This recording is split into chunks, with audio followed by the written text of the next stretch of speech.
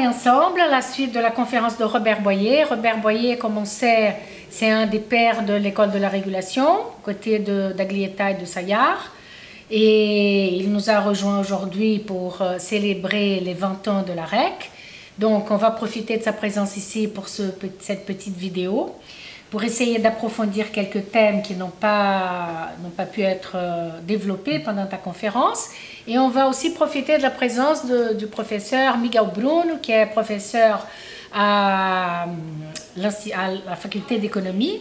Il est professeur adjoint à la faculté d'économie de UERJ, Universidade do Estado do Rio de Janeiro, et aussi professeur de l'École nationale de sciences statistiques de IBGR.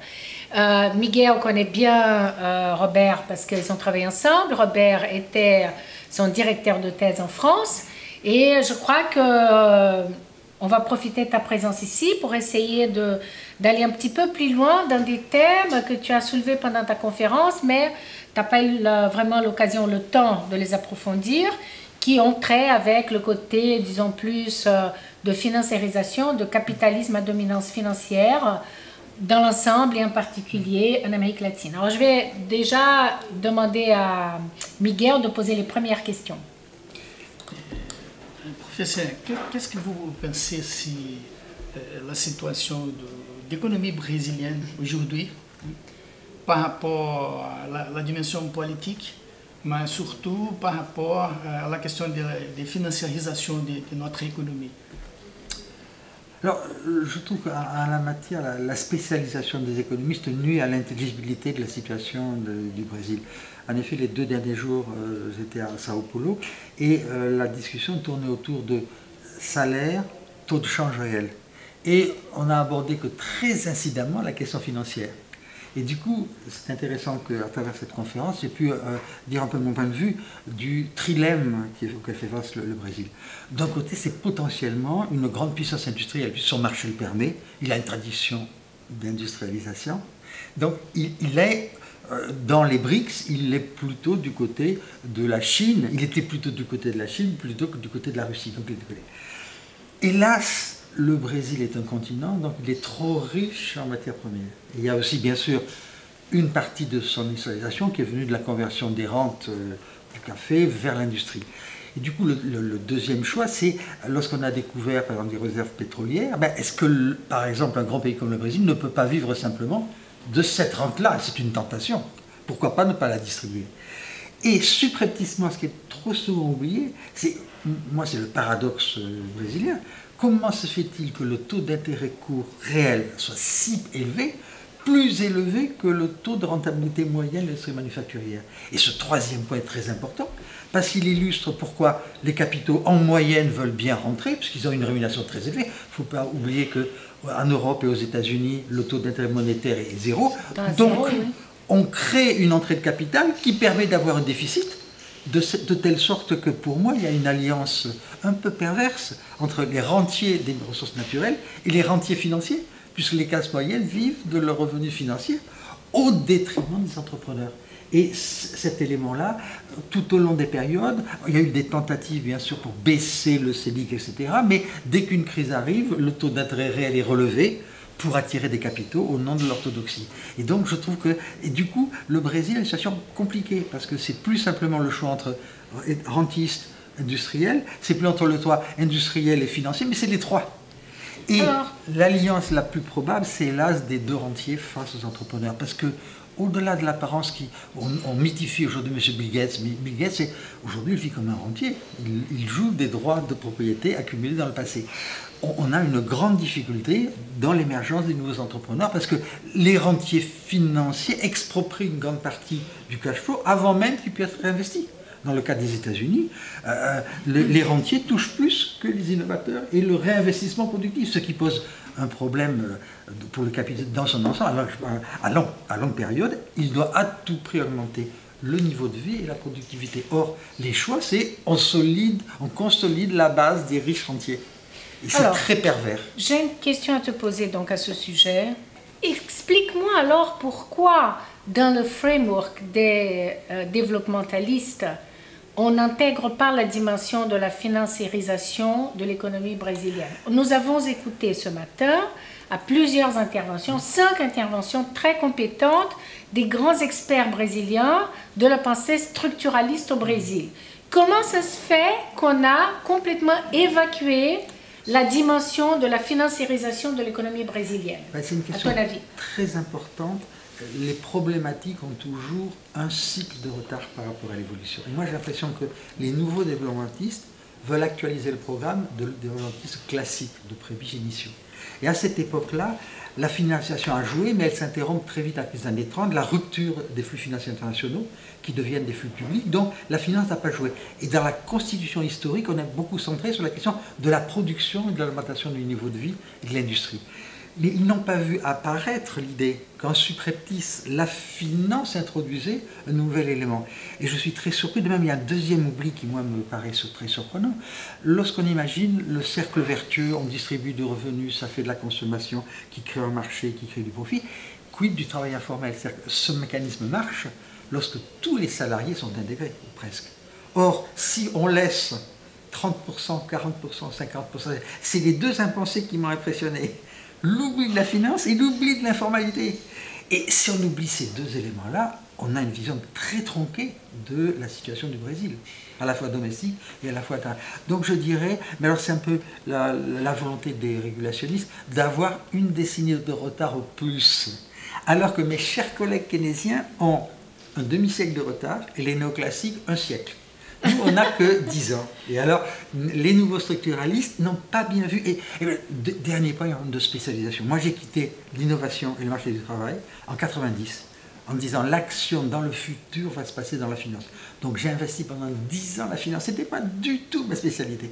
Parce que j'ai pensé que c'était là que l'action se passerait. Or, nous sommes tous victimes de notre spécialisation. Et donc, les nouveaux développés continuent leur spécialisation. Taux de change réel, productivité, salaire, alors qu'il faut, la théorie de la régulation nous dit, déplaçons le champ d'analyse là où l'action se place. Et l'action se passe dans la finance depuis 20 ans. Et donc c'est à la fois une raison académique et une raison de retard, toujours des théories par rapport aux évolutions. Et c'est même un peu le drame de la situation actuelle. Pour moi, Adam Smith avait un siècle d'avance. La manufacture d'épingles, c'était un petit phénomène de la division du travail. Il peut anticiper tout un modèle. Aujourd'hui, les néoclassiques sont devenus des réactionnaires, même si dans le domaine économique, ils disent que les marchés libèrent de l'inertie du passé, parce qu'ils rêvent un système qui a complètement disparu. C'est devenu des grandes entreprises, de la concurrence politique, de la traversée du territoire par les flux de multinationales. Et eux rêvent encore une petite économie, de petite concurrence, de petits boutiquiers. C'est pathétique, vu de loin, c'est tout à fait extraordinaire. Miguel, une autre question? Oui. Par rapport aux taux d'intérêt réel très élevés au Brésil, je pense qu'il faut classifier les standards de financiarisation très singuliers. Par exemple, il s'agit d'un processus de financiarisation par la rente d'intérêt. Une différence très significatif par rapport aux États-Unis et tous les pays développés où les taux d'intérêt sont très bas ou zéro, ou négatif. Voilà. Alors justement, il faut commencer par une approche qualitative afin de quantitative. Parce que la façon traditionnelle, c'est de regarder des indicateurs quantitatifs. Valeurs du marché financier boursier américain sur le PIB, ainsi de suite. Donc des valeurs... alors ça c'est intéressant, mais ça ne décrit pas le processus. Pour moi, il y a deux grandes différences. Financiarisation de presque toutes les économies, et c'est ce mécanisme dans lequel la finance pénètre, transforme les modes de vie, etc. Et puis il y a la domination de la finance en tant que régime macroéconomique. Et ça, c'est l'apanage que deux seules sociétés, l'Angleterre avant le Brexit et les États-Unis. Ou alors là, non seulement les indicateurs sont très élevés, mais en plus, toutes les formes institutionnelles dépendent de la valorisation boursière. Les recettes de l'État pour les plus-values, l'accès au crédit pour les ménages, l'accès au crédit pour l'université pour les enfants, etc. La gouvernance des entreprises, la distribution des dividendes, le niveau de l'emploi, le fonds de pension, tout dépend de la finance. Et on voit bien qu'il y a une grande différence par rapport au Brésil. Donc là, dans ce mécanisme-là, on voit que, en quelque sorte, l'horloge, c'est plus du tout le modèle industriel, c'est le marché financier. Ce qui explique dans la télévision américaine, ce que j'adore, quelle que soit l'émission, en permanence, on circule la cotation boursière. Parce que chacun veut voir combien son fonds de pension rapporte. Il me semble qu'au Brésil, la télévision ne donne pas en temps réel, 24 heures sur 24, la cotation. Et donc, une partie des classes moyennes supérieures vit de ces taux d'intérêt, mais c'est un peu privatisé. Ça n'apparaît pas au centre des débats de politique économique. Alors qu'aux États-Unis, le débat est vraiment centré sur la bourse comme la mesure de tous les éléments. Alors, par exemple, à l'heure actuelle, la bourse se porte très bien, la productivité pas bien, mais les milieux financiers disent c'est pas grave, c'est la bourse qui nous dit quelle est la situation de l'économie. Mais tu vois, je pense quand même qu'il y a un changement au Brésil. Parce que ce qui s'est passé au cours des dernières années, c'est vraiment une inclusion financière très importante qui a, tu vois, intégré des secteurs qui étaient complètement marginaux et qui restent, par exemple, la plupart du temps dans l'informalité ou qui sont précarisés au niveau du marché de l'emploi. Et ces secteurs-là, par l'accès au crédit de consommation, ils ont intégré aussi, tu vois, des valeurs et un mode de vie qui passe par la finance. Donc, par exemple, tu as un marché aujourd'hui au niveau des assurances privées qui est extrêmement segmenté. Par exemple, tu peux avoir des assurances vie ou assurances si jamais tu es au chômage et tu as des dettes, en payant 84 reais par an en 3 prestations, 3 fois. Par exemple, 84 reais, c'est environ, je sais pas, 25 € par an. Tu peux être couvert en cas de chômage, donc c'est une espèce de secteur privé qui se substitue au secteur public pour ouvrir, offrir une assurance qui est une espèce d'assurance chômage.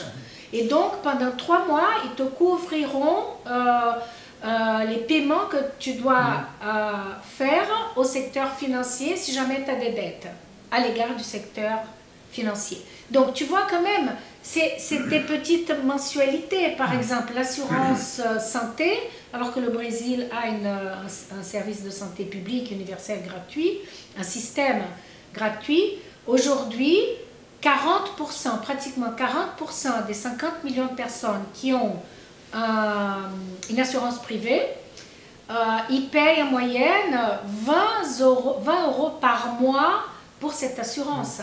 Donc, c'est rien du tout. Qu'est-ce que ça peut couvrir une assurance maladie où tu payes, tu vois, comme prime 20 € par mois? Ça ne couvre rien du tout au Brésil parce que le prix d'une consultation, c'est de l'ordre de, je sais pas, 200 €.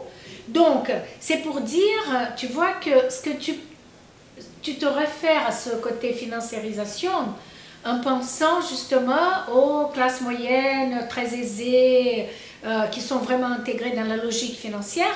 Mais je pense que, tu vois, ce qui se passe dans les économies émergentes, c'est que pour une question d'échelle, un thème que tu as soulevé tout à l'heure pendant ta conférence, pour une question d'échelle, il a fallu intégrer avec, tu vois, la garantie de income streams, tu vois, de flux de rente, de flux de revenus, les secteurs les plus défavorisés qui aujourd'hui comptent pour la grande finance. Et donc, je pense que ce processus de financiarisation au Brésil, c'est quand même quelque chose qui a une étendue beaucoup plus large qu'on n'oserait penser. Donc, ce n'est pas seulement les rentistes de la grande finance ou encore,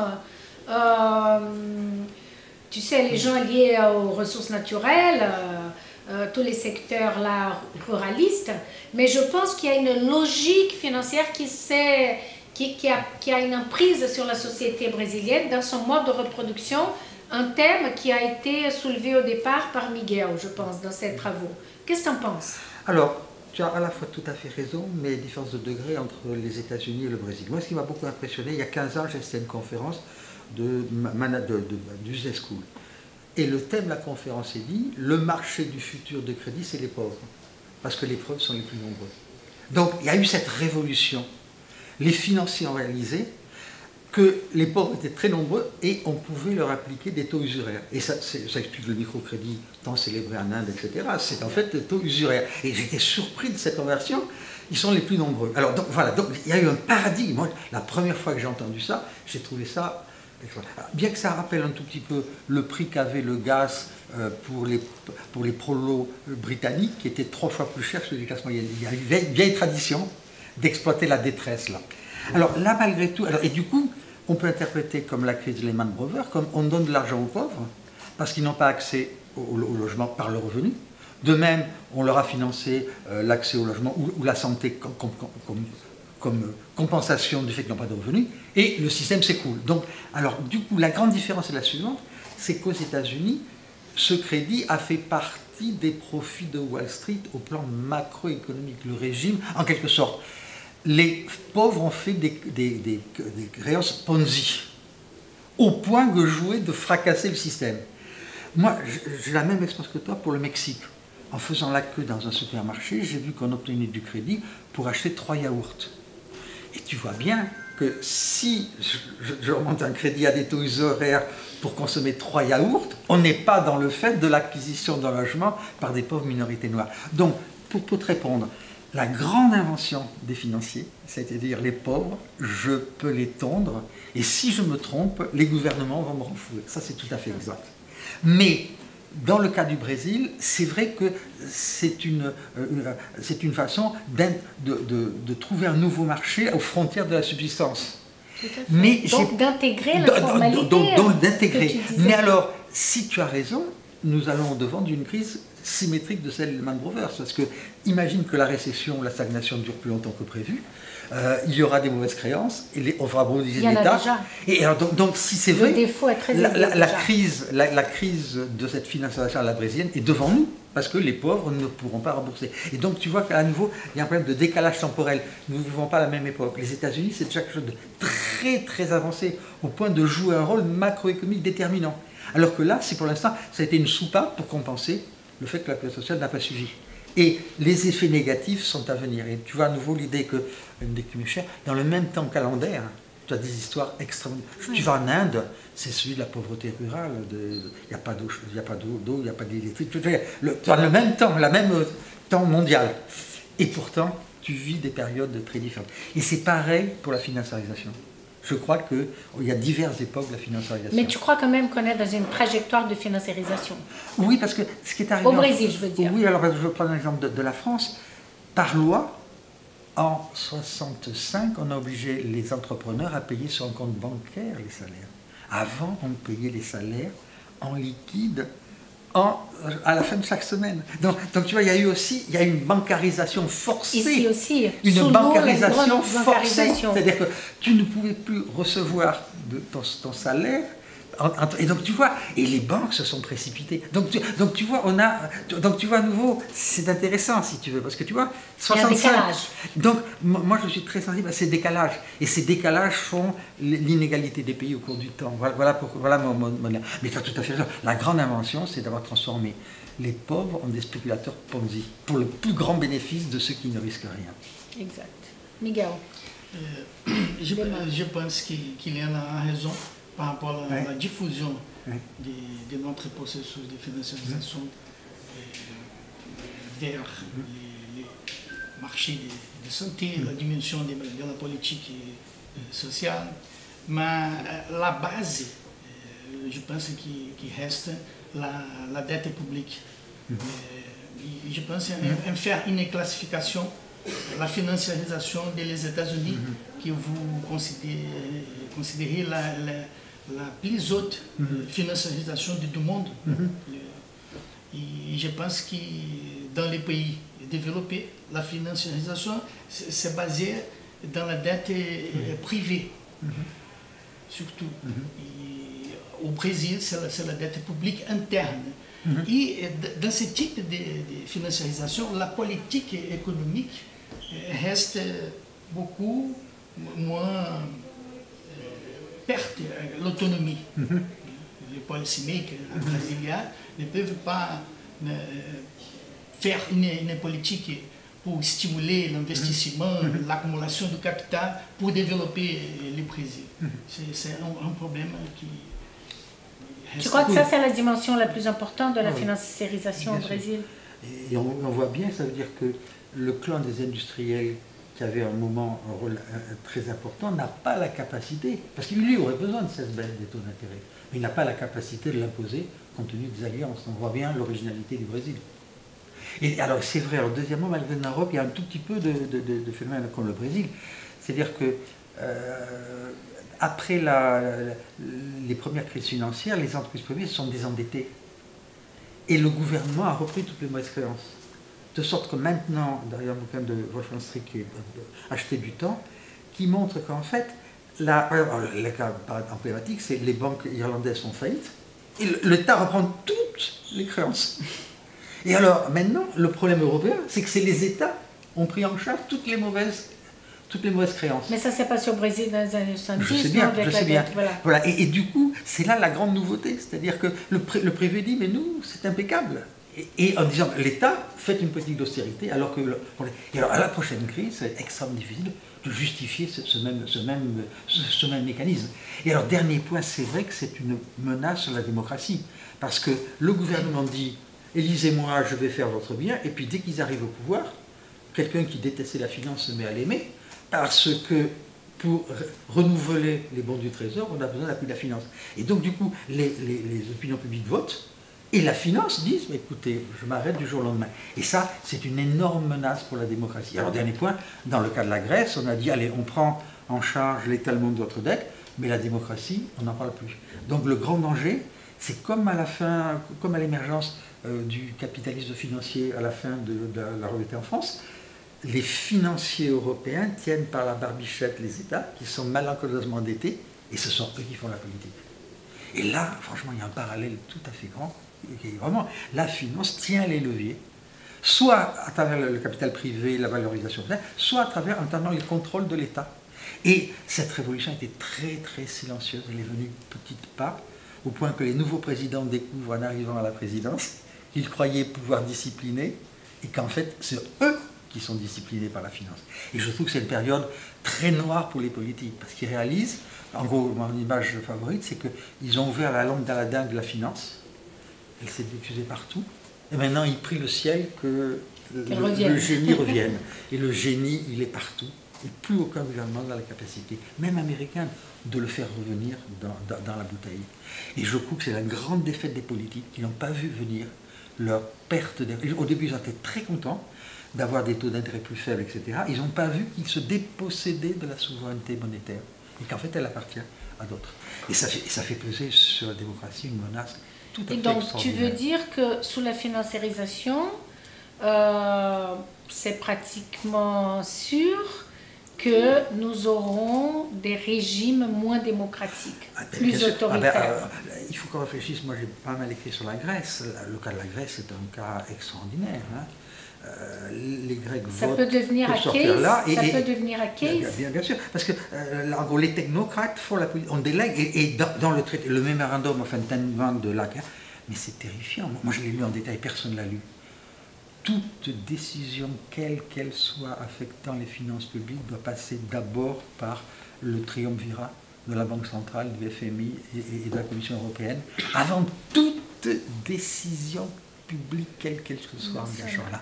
Et donc, mais les gens ne se réalisent pas ce qu'ils ont décidé. C'est-à-dire, en gros, nous avons suspendu la démocratie, et la Grèce est devenue un proconsul. Il y a un proconsul, qui est les représentants des créanciers, et l'autorité domestique n'a aucun pouvoir. Et ça va mal se terminer.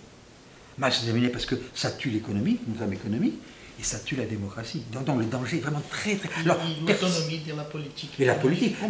Personne n'a pas... Moi, j'ai beaucoup écrit d'autres papiers là sur la Grèce. On n'a pas compris conceptuellement ce que ça voulait dire, l'exemple de la Grèce. On n'a pas... Et sur ce dit, pas de solidarité entre partenaires européens. Vous êtes compétitifs, les créanciers comptent plus que la misère qu'on a organisée. C'est extraordinaire. On a rendu une misère, mais noire, hein, un tiers de la population, qui n'a plus de quoi se chauffer, qui n'a plus d'électricité, qui n'a plus d'eau. Il faut voir concrètement ce que ça veut dire, hein, ce choix-là. Et donc, c'est une évolution qui est devenue très silencieuse. Et les gouvernements sont très timides pour annoncer qu'ils sont en fait dépendants, qu'ils ont perdu l'autonomie. très bien, mais je crois que c'est pas vraiment sur une note d'espoir, mais peut-être sur une note de lucidité qu'on s'arrête. Je voulais te remercier beaucoup, Robert, d'être venu, d'avoir eu ce petit entretien avec moi et Miguel. Il y a Miguel aussi qui est là. Miguel et moi, nous avons un groupe de recherche qui s'appelle Financiarisation et politique sociale. Et donc, c'est bien et j'espère que tu pourras revenir pour qu'on continue ce débat. Volontiers. D'accord ? Alors, dernier point, la lucidité de l'analyse n'empêche pas l'optimisme et la rébellion. Hein, mais il faut analyser vraiment rigoureusement et ne pas se cacher devant ils sont idiots, ils ne sont pas vus, des sortes de... Non, il faut analyser réellement les problèmes si on veut trouver des solutions alternatives. Donc, diagnostic lucide, je dirais pas tellement pessimiste, qui ouvre beaucoup de possibilités. Pessimiste quand même, mais nécessaire. Ok, merci beaucoup, Robert. Merci.